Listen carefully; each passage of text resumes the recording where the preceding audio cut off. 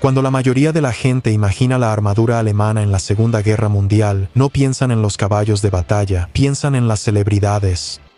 El Gran Tigre surge del humo con su blindaje grueso y cañón de 88.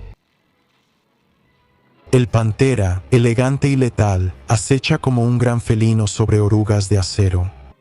En museos, juegos y películas, estas máquinas son los protagonistas que parecen definir la ingeniería, el poder y la leyenda alemana. Pero en realidad, otro tanque fue el que realizó la mayoría del combate. Entró en Polonia en 1939 y seguía combatiendo cerca de Berlín en 1945. Cruzó desiertos, bosques y llanuras heladas, fue mejorado, ajustado, llevado al límite, pero nunca dejó de estar presente. Ese tanque era el Panzer IV. En este episodio, compararemos la leyenda y el caballo de batalla y preguntaremos, ¿qué pasaría si Alemania hubiera invertido menos en el prestigio? ¿Habrían mejorado las fuerzas blindadas alemanas usando tanques pesados como el Tiger, medianos como el Panther y el confiable Panzer IV? Para responder, debemos alejarnos del museo de tanques y analizar qué necesitaba Alemania de sus tanques conforme avanzaba la guerra. Al inicio de la guerra, los blindados alemanes no se diseñaron para ser monstruos. En 1939 y 1940, el núcleo de la Panzerwaffe consistía en tanques ligeros y medianos, Panzer II, III y IV. Lo que los hacía peligrosos no era la potencia de fuego bruta ni el grosor de su blindaje, sino la forma en que eran utilizados. La doctrina alemana se centraba en la velocidad, la coordinación y la concentración. Los tanques operaban con infantería motorizada, ingenieros de artillería y apoyo aéreo cercano, diseñados para moverse rápido, romper defensas y avanzar. Para eso, necesitaban tanques rápidos, confiables y fáciles de mantener. Un tanque que pudiera ser reabastecido, rearmado, reparado y enviado de nuevo a la batalla, era más importante que un gigante indestructible que rara vez llegaba al frente. Cuando la guerra avanzó al este en 1941, el campo de batalla cambió. El Ejército Rojo usó T-34 y KV-1 tanques con mejor blindaje. El T-34 tenía protección inclinada y orugas anchas útiles en lodo y nieve. Británicos y estadounidenses usaron Shermans y Churchills mejor armados. Alemania notó que los tanques enemigos eran más resistentes. Mientras tanto, la situación de Alemania empeoraba. Lo que inició como una guerra de maniobras rápidas se volvió una guerra de desgaste. En 1943, las unidades blindadas alemanas luchaban en varios frentes, ante la superioridad aérea aliada y con menos combustible, acero y personal entrenado. ¿Qué requería Alemania de sus tanques en ese entorno? No solo requería mejores cañones o más blindaje, también suficientes tanques operativos en zonas clave. Requería vehículos que pudieran fabricarse en masa, mantenerse en el campo y operar en caminos dañados y rutas saturadas. Ese es el contexto para los tres protagonistas de esta historia, el Panzer IV, el Panther y el Tiger. Empecemos con el que casi nunca encabeza las historias, el Panzer IV, que comenzó su vida antes de la guerra como un tanque de apoyo. Las primeras versiones tenían un cañón corto de 75 milímetros, diseñado para disparar explosivos contra infantería, cañones antitanque y fortificaciones. No se diseñó como cazatanques dedicado. Eso cambió cuando las tripulaciones alemanas encontraron los T-34 y KV-1 en la Unión Soviética. El Panzer IV fue equipado con un cañón largo de 75 milímetros capaz de perforar blindajes mucho más gruesos. Su blindaje mejoró gradualmente con los años. Pasó de ser un vehículo de apoyo a un tanque medio, capaz de enfrentar blindados y disparar explosivos a la infantería. Lo más importante es que logró esto sin una reinvención completa. El chasis básico se mantuvo, las fábricas ya sabían cómo construirlo y los mecánicos ya sabían cómo repararlo. El Panzer IV nunca fue glamoroso, pero sí era adaptable. El Panther fue distinto, una reacción a un impacto. Los diseñadores alemanes, impactados por el T-34, buscaron crear tanques medianos con mejor movilidad, blindaje inclinado y cañón de alta velocidad. El resultado fue el Panther. En teoría, era brillante, cañón de 75 milímetros potente, excelente penetración, blindaje frontal inclinado, buena velocidad y gran capacidad todoterreno. Pero ese avance tuvo un precio. El Panther era más complejo que el Panzer IV, con ingeniería exigente, más presión en la transmisión y reductores, y problemas en sus primeras versiones. No era solo un paso, era una máquina nueva que debía aprenderse, perfeccionarse y recibir soporte. Y luego estaba el Tiger. El Tiger 1 no iba a sustituir al Panzer IV. Era un tanque pesado, un arma de asalto. Tenía el cañón de 88 milímetros que destruía la mayoría de tanques aliados a larga distancia. Tenía blindaje grueso y vertical, casi impenetrable para las armas aliadas. Al principio, en un enfrentamiento directo, era aterrador, pero era grande, pesado y costoso. Necesitaba más acero, tiempo de máquina y combustible. Requería vehículos especiales para remolque, y su peso ponía en riesgo puentes y caminos que los tanques ligeros usaban sin problemas. Era un especialista, muy capaz pero caro. En una hoja de especificaciones, los 3 tanques podían justificarse. Pero Alemania no diseñaba en el vacío. Por cada Tiger o Panther construido, algo más no se construía. Ahí es donde los sacrificios empiezan a doler. Para medir esos sacrificios, debemos analizar producción y logística. Durante la guerra, Alemania fabricó unos 8.500 Panzer IV, siendo uno de sus blindados más numerosos. En cambio, los Tiger se construyeron en solo 1.347 unidades. El Panther tenía unas 6.000 unidades más que el Tiger, pero mucho menos que el Panzer IV. Esa diferencia no era cuestión de preferencia, sino del nivel de exigencia de cada diseño. El Panzer IV se fabricaba más rápido y era menos complejo que el Panther o el Tiger. Usaba menos materiales exóticos y componentes de alta precisión. Se adaptaba mejor a las líneas de producción existentes. En una guerra donde los bombardeos aliados atacaban fábricas y transporte, la simplicidad era valiosa. Un Tigre o una Pantera requería más recursos, mano de obra, horas, maquinistas calificados, mecanizado de acero de alta calidad y pruebas. Ese esfuerzo no era gratis si una fábrica se enfocaba en Panteras en lugar de Panzer IV. El ejército podía recibir menos tanques aunque cada uno fuera más poderoso. Y cuando esos tanques salían de la fábrica, la logística se volvía aún más difícil. Los tanques más pesados consumían más combustible por kilómetro y desgastaban las orugas, las cajas de cambios y los motores más rápido. Requerían más refacciones y vehículos de recuperación, además de mayor tiempo en taller cuando se descomponían. Transportarlos en tren era difícil y cruzar puentes débiles, riesgoso o imposible. Un Tigre en un vagón de tren o en un taller no era un Tigre en posición de disparo. El Königstiger llegó en 1944, un tanque imponente, pero un lujo que Alemania no podía costear. Solo se construyeron unos 489, cada uno requería gran esfuerzo industrial, era pesado, consumía mucho combustible y difícil de mantener. En esa fase de la guerra, Alemania no requería un Tigre más grande, sino más tanques utilizables y rápido. Los recursos de los Tigres reales pudieron usarse para construir y mantener más. Panzer IV, el tipo de tanque que Alemania realmente tenía la capacidad de desplegar en grandes cantidades cada vez. Alemania eligió un diseño que era más pesado y complejo que el Panzer IV. Elegía aumentar la presión sobre un sistema de suministros ya afectado por bombardeos aliados, falta de recursos y la lejanía del frente oriental. En otras palabras, los tanques no solo son decisiones de campo de batalla, también económicas, pero construirlos es solo parte del problema. Debemos preguntarnos cuántos de estos vehículos funcionaban cuando era necesario. Aquí la confiabilidad y disponibilidad disminuyen el atractivo de los grandes felinos.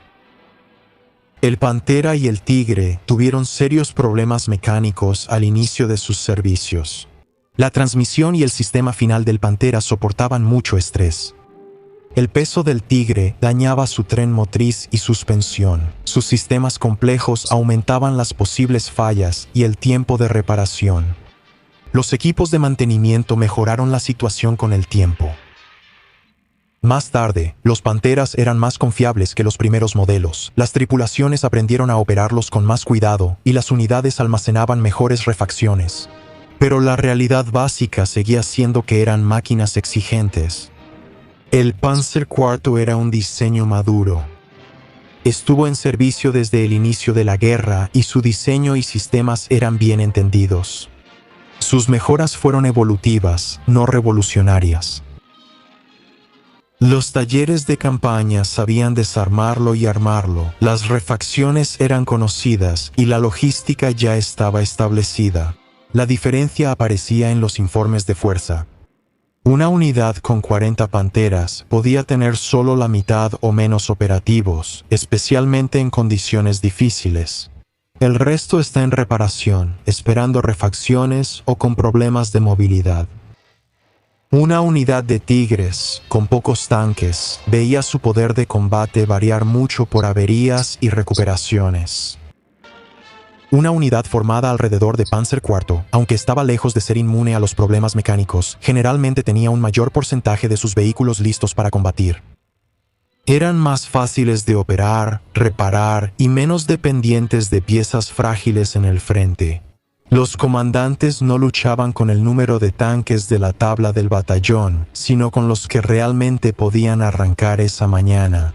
Las fuerzas blindadas alemanas al final de la guerra parecían formidables, con Panteras y Tigres en divisiones y batallones independientes.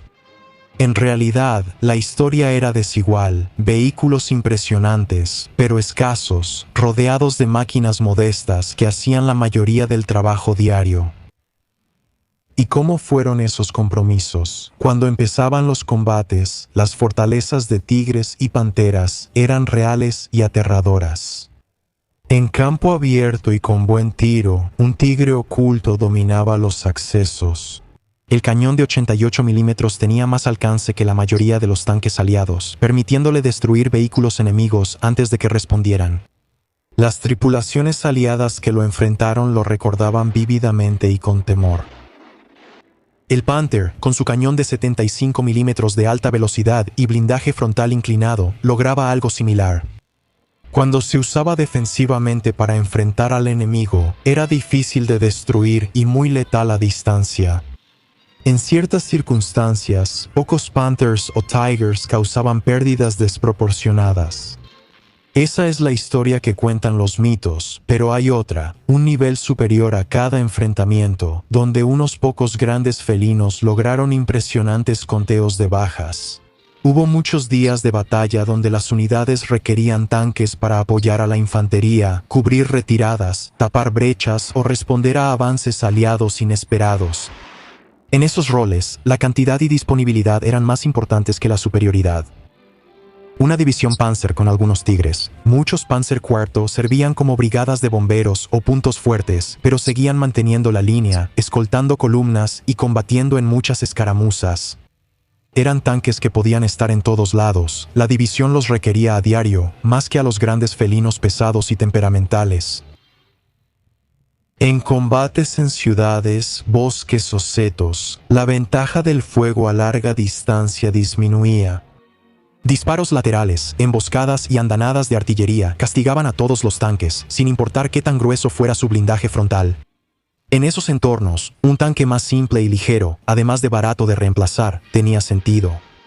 Así que, a nivel micro, en los duelos individuales y acciones locales, los Tigres y Panteras solían ser superiores a nivel macro. Durante campañas, poder desplegar más tanques funcionales como el Panzer IV solía ser igual o más importante. Eso nos regresa al contrafactual. ¿Qué habría pasado si Alemania apostaba más por el Panzer IV y menos por Tigres y Panteras? Nunca lo sabremos con certeza, pero podemos estimar las compensaciones. En un escenario donde Alemania pusiera más énfasis en la producción del Panzer IV y menos recursos en los Panteras y Tigres, Varias cosas podrían haber pasado primero. Las unidades blindadas alemanas podrían haber recibido más tanques. Con un diseño simple y establecido en producción, las fábricas pueden centrarse en la cantidad y mejoras en vez de manejar diseños nuevos y complejos. Además, la logística habría sido más simple, más unidades usarían repuestos similares y los mecánicos se especializarían en un solo diseño. Las escuelas de entrenamiento podrían centrarse en un solo vehículo, haciendo la planificación de recuperación y mantenimiento familiar menos caótica. En tercer lugar, la fuerza operativa, o sea, la cantidad de tanques funcionando, pudo ser mayor y más constante. En vez de unas cuantas máquinas poderosas pero inestables y menos tanques medianos, las divisiones pudieron haber usado más Panzer IV en buen estado. Eso pudo hacer más flexibles las reacciones blindadas alemanas. Más tanques medianos habrían permitido mejores contraataques, defensas más sólidas y mayor capacidad para absorber pérdidas. Pero hay límites hasta donde puede llegar esta historia. Aunque Alemania fabricara muchos Panzer IV, seguiría teniendo graves problemas. La supremacía aérea aliada, la escasez de combustible, la falta de materias primas y el peso de la industria aliada y soviética. En 1944 y 1945, ni un programa de tanques óptimo podía contrarrestar esas realidades. Las armas antitanque aliadas también estaban mejorando, con cañones mejorados, mejor munición y cañones altamente capaces, como el cañón británico de 17 libras que aún habría sido letal para los Panzer IV. Tener más Panzer IV no habría significado que los Panzer IV fueran inmunes. La respuesta honesta es que un ejército centrado en el Panzer IV habría sido más coherente y sostenible. Pude ahorrar recursos evitando máquinas impresionantes pero difíciles de mantener. Pudo haber desplegado formaciones blindadas más tiempo, pero no habría cambiado una guerra ya perdida estratégicamente. Eso deja un misterio. Si los grandes felinos eran costosos y problemáticos, ¿por qué dominan la historia de los blindados alemanes? Parte de esto es simple psicología. Tigres y panteras eran raros y fascinaban. Las tripulaciones de ambos bandos los recordaron.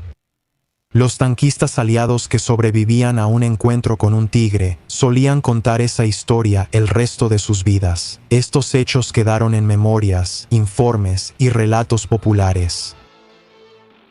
Otra parte es la apariencia. Los tigres y panteras parecen tanques jefes. Sus siluetas son imponentes, sus cañones largos, sus cascos masivos o afilados.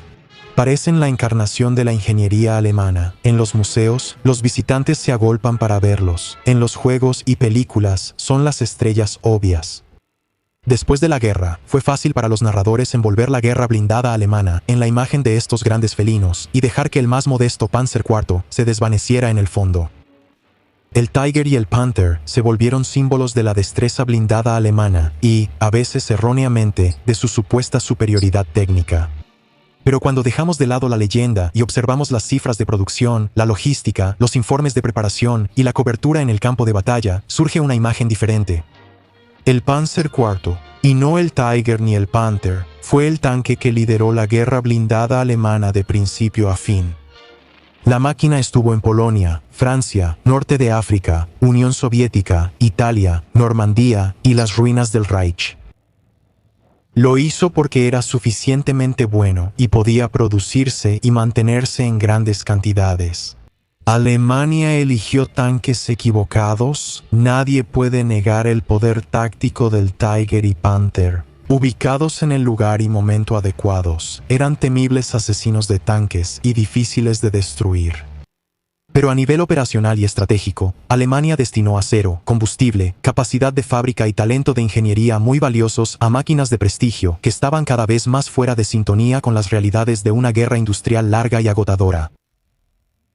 El modesto Panzer IV, mejorado y producido en cantidades aún mayores, podría haberle dado a sus unidades blindadas más capacidad de resistencia, más flexibilidad y menos desperdicio. No habría cambiado el resultado de la guerra, pero sí cómo lucharon las fuerzas blindadas alemanas y cuánto tiempo lo hicieron.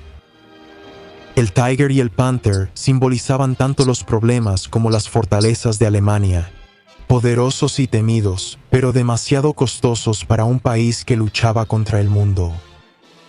El Panzer IV continuó avanzando y operando después de 1945. Fue exportado, reconstruido y usado en combate años después, incluso por los Panzer IV sirios. Participó en la Guerra de los 6 Días de 1967 y sirvió en Siria hasta inicios de los años 70. Ese podría ser el veredicto más importante, no el tanque más aterrador, sino el que podía construirse, desplegarse y mantenerse repetidamente.